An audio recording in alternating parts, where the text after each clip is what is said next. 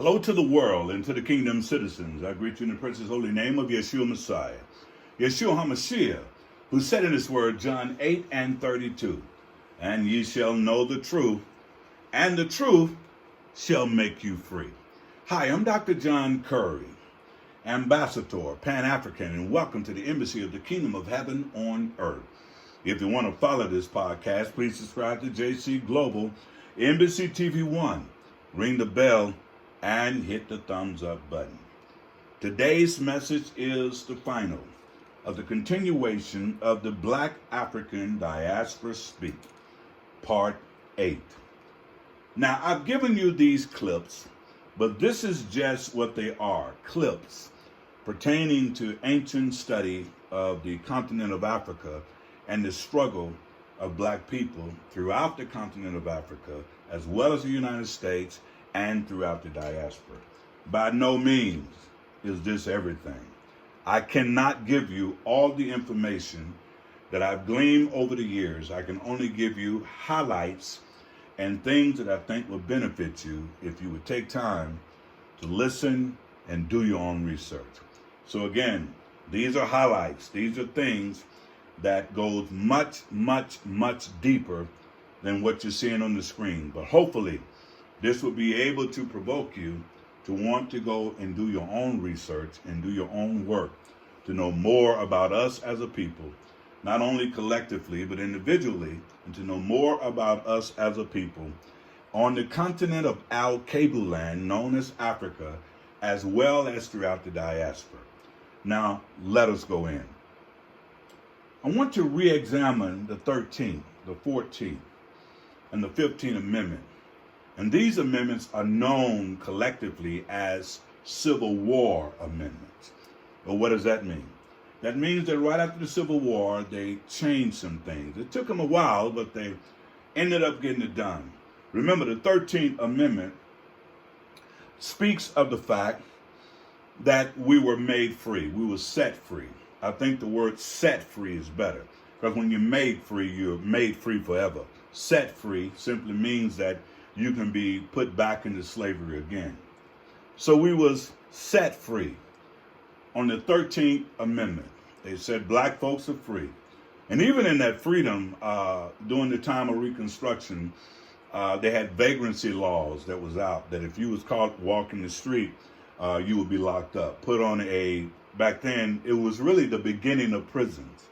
You'll be put into prison, you work a farm, and they put a little label on it, said that you're an indentured servant. But really, you was back in slavery with niceties of certain complexity, which means they made you feel like you was free while still being a slave. Now, the 14th Amendment says that we're going to give you ex-slaves citizenship rights. Okay, so with your citizenship rights, that you'll be able to be treated as a citizen. But at the same time, the Ku Klux Klan was on the rise, and all of these other hate groups was on the rise. These Christian groups was on the rise. So even with the 14th Amendment, with you being declared as a citizen, you were still being treated just like a slave. In essence, nothing changed. We just changed the label on the Constitution. We put in the Constitution that you're free, but we're going to treat you like you're not free. We put in the Constitution that you're a citizen, but we're going to treat you like you're not a citizen. Therefore, we have no justice, no peace. Therefore, we have why we got to march, why we got to protest, why we got to do all of those things. So the 14th Amendment says you're a citizen, but you're really not. You're a citizen, but we don't want you to be a citizen. You're just a citizen in the Constitution, but in reality, in the law of the land of white supremacy, Negro, you have never been a citizen. Okay? Now, the 15th Amendment says that you have the right to vote. You know, at that time, black males was given the right to vote. And again, this is known as collective as the Civil Rights Amendment. Okay? These are Civil War amendments, excuse me.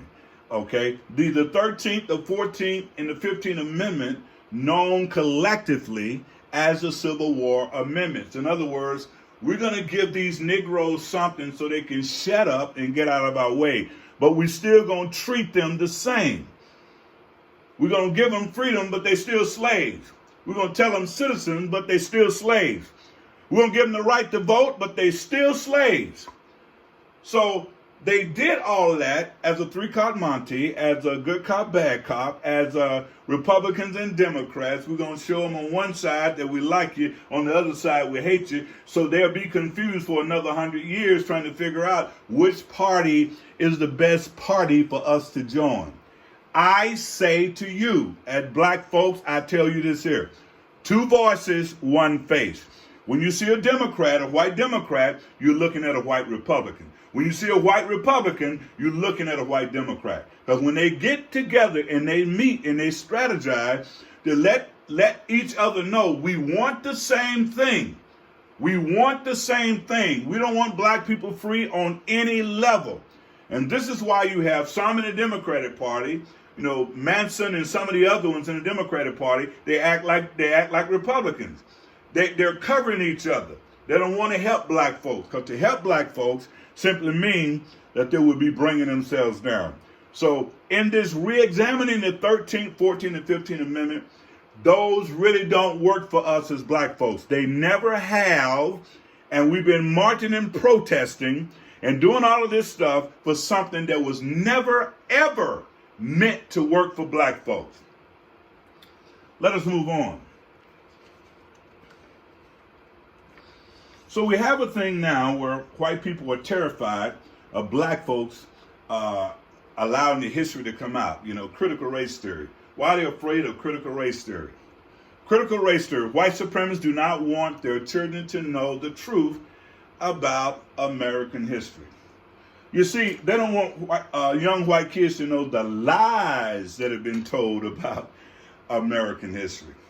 They don't want white kids to know how vicious they were doing American history. They don't want white children to know about the slaughtering of Native Americans on the Trail of Tears. They don't want that to come out. They don't want them to know about how the plantation was really run. They don't want them to know how they was raping black women and raping black men and being pedophiles with black children. They don't want that history to come out. Critical race theory. No, we got to keep that hush-hush. We built America on our own. Like they built America on their own. No, it was black slaves came from Africa. And by the way, I'm just going to give you just a quick clip. By the way, if it wasn't for black slaves coming from Africa to build America, America would not be what she is today. It was black slaves, black Africans that saved the Native Americans, but they almost had them wiped out. They don't want white kids to know how vicious and vile they were, and some still are. They're trying to hide the history. They're trying to run from the history. They want to keep the history hidden. They don't want their little kids to know your ancestors was vicious and vile and wicked and murderers. Not just killing folks in the United States. They was killing people all over the world. And then they got these groups that are out there right now, white supremacist groups. They got all these groups out there right now trying to keep the truth down. Why aren't you happy to tell your white kids what you've done? Why aren't you happy so the world can know that we got America the way it is through our own white effort? Why you don't want your children to know? Why you don't want your little grandchildren to know how America became great? By working the slaves from the slave's brow.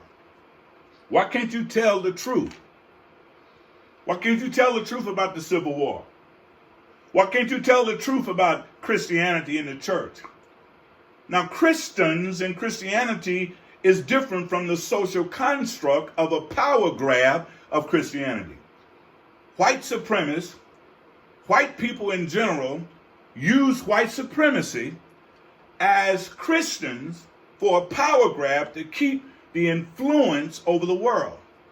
So they pose as Christians, but in their heart, they're vile and wicked, murderers. And if you don't think I'm right about it, just go back and look at their history. Why is it important to say? Because I believe in kingdom citizens. I don't believe all white people are racist. I do not. I don't believe that all white people are supremacists. I do not. I believe there's some great white people. I didn't say good, I said great white people who have allowed their mouths to be muzzled because they're enjoying the theory of white supremacy. They become complicit. They're enjoying what they can get from white supremacy, rather than to speak out and say, no, this is not Christianity. To speak out and say, no, this is wrong. To speak out and say, no, we shouldn't be treating people that way. To speak out and say, no. You know, it was Martin Luther King said, the issue in America is not that, you know, they're not good people or bad people. Everybody knows they're good and bad. But Dr. Martin Luther King said, it is the appalling silence of the good people that allow the bad people to rule. It ain't 100% of people that are bad. It's normally between 5 to 10% of those that are wicked, foul, and bad. But then you got anywhere between 80 to 90 to 70% sit by and watch them terrorize the world. Why? Because they're complicit to what white supremacy does. They're complicit to what goes on. So in order to keep that nephew or to keep that uncle or that grandfather liking them, they shut their mouths and enjoy the benefits of white supremacy. It's important for us to know that. So in critical race theory, white people, especially white pastors, white ministers, white principals, white school teachers, white governors, white mayors, what you hiding from? All of you that are in power, why are you scared? Oh, you didn't tell your son, your daughter, how wicked their forefathers were. Why are you terrified? Why are you keeping a lie going? When the word of God says in John 8:32, and ye shall know the truth, and the truth shall make you free. Why are you hiding the truth, running from the truth, lying about the truth, keeping a lie going about the truth? What are you afraid of? Check this out. Your children already know, and some of them are finding out. I prophesied this years ago. When white children begin to find out their true history, they're going to look at their white parents with disdain and say, why didn't you tell us how wicked and vile our forefathers were? Why didn't you tell us all of this stuff that's been going on? And they are afraid of the confrontation with their children, because the children now are hanging out with black, brown, and every color they can think of. They don't see them from the lenses that these older white folks see them from. They see them as human beings. They see them as citizens. And that's what white people are terrified of. So no, we can never teach CRT, critical race theory. But I'm teaching it every day of the week. Why? Because black people need to know our history, and no one is going to shut that down. We have to look and find out. What have we been doing as black people? What have we been doing? What have we been doing as black people? You know, it's amazing how we march and we protest and we do all these things, but as black people, we have become the hamster on the wheel. Yeah, with a lot of movement, protest, no justice, no peace, with slow to no progress for more than 400 years of gradualism. Oh, y'all just keep marching. One of these days, you know, we're going to treat you like citizens. Y'all just keep marching. One of these days, we're going to make you feel better. We're going to give you something so you can be okay. One of these days, we're going to make everything right. Oh, my bad. One of these days, I know y'all been waiting on reparations. One of these days, we're going to pay y'all reparations. And then we're going to take the money back so we can say we paid you. See, one of these days, as black people, we have become the hamster on the wheel with a lot of movement, a lot of protests, no justice, no peace, slow to no progress for more than 400 years of gradualism. You're listening to me, Ambassador Pan-African Dr. John Curry. I've been off the hamster wheel now for more than 35 years, and I refuse to get back on it. It's time for us as black people to heal and build our own black nation within this nation. Well, how do we do that? Let us look at the lifespan of the dollar in the Asian communities. The lifespan of the dollar in the Asian communities is 28 days. That means Asian, from Asian, 28 days, before their money leave their community. The lifespan of the dollar in the Jewish community goes for 20 days. That means the Jewish community buy from other Jews for 20 days before that money leave their community. In the white community, the lifespan of the dollar lasts 17 days. That means the whites buy from other whites. In the African American community or the black community, the lifespan of the dollar may go for 15 seconds through 6 hours. We must vote as a black bloc, so we must remember who we are, kings and queens of Africa. When our money is lasting 15 seconds to 6 hours in our community, we are literally paying for our own destruction. That's why I say, think black, buy black, support black, be black. Don't be afraid to be black and help black folks everywhere. Pan-Africanism. We got to understand that. Now it's time to do it and rule and reign as kings and queens of our own cities and of our own town, buying black, being black, supporting black, taking our black families back, our morality back, and get back to the greatness that is within us. And when we do that, the world will see that we are the black shining diamond. And the world knows that we are the black shining diamond by how we love and treat one another. I think it's important for us to know that the black African diaspora, or shall we say, the diaspora of Al-Kabalan of Africa, is rising all over the world. Integration has not and never will work for us as black people until we break the curse of Willie Lynch of hating ourselves and begin to love ourselves. We are being used by all other race groups in the world, especially in the United States.